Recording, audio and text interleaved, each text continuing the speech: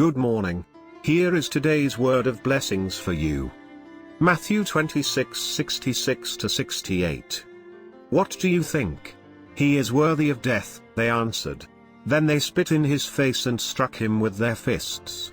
Others slapped him and said, Prophesy to us, Messiah. Who hit you? Today's title is Spit, Struck and Blindfolded. You would still remember the movie The Passion of Christ. Even though it was a Christian movie, young viewers were prohibited from watching it. Why? As far as I know, it was because the movie had many scenes that were so gory. In fact, when I watched the movie, I felt so uncomfortable. I wondered if this movie was realistically picturing the biblical truth.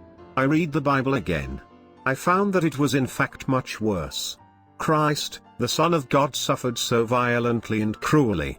Today's passage shows the beginning of the Lord's suffering. Jesus was taken to the Sanhedrin where all his enemies gathered after he was arrested. They angrily accused Jesus with all the false testimonies. They heaped up abusive words against him and condemned him to death. Jesus instantly became a criminal to be crucified. On the spot, they began to torment and taunt him. They spit on his face, and struck him with their fists and slapped him. They blindfolded him and ridiculed him. Then they took him out for more beatings. Horrible. How could this be? How could they spit on the glorious face of the Son of God? How could they strike the gracious Lord with fists? His glorious divinity was brutally violated.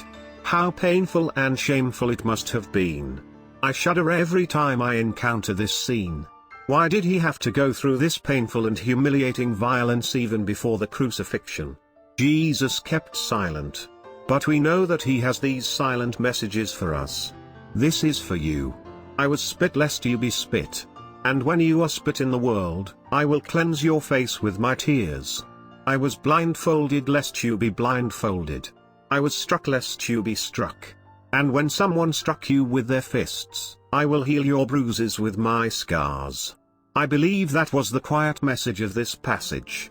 Have you ever been brutally violated by the sinful world and people as Jesus was? Jesus knows your pain. He will restore and revive your dignity with his cross, for he was spit, struck and blindfolded, and was crucified for us. Amen.